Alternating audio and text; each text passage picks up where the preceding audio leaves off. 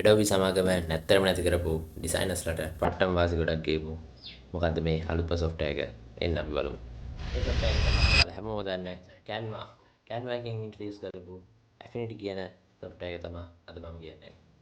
මේ Affinity කියන software එකට පුළුවන් වෙලා තියෙනවා Adobe ලා කලින් නිර්මාණය කරපු InDesign, Illustrator සහ Photoshop වල තියෙනම වැඩ මේකෙන් කරගන්න. සහ මේකේ තියෙන හොඳම දේ තමයි මේක paid software එකක් නෙමෙයි.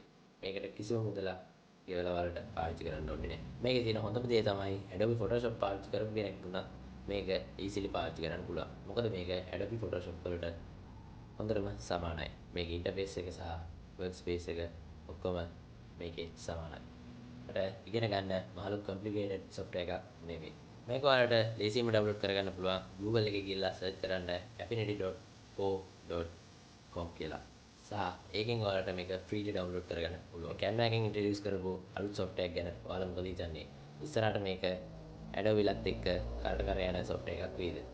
ඒක ගැන මට පහලින් කමෙන්ට් එකක් දාගෙන යන්න සහ ඔයාලගේ ඩිසයිනින් කරන යාළුවන්ටත් මේ වීඩියෝ එක ෂෙයා කරන්න.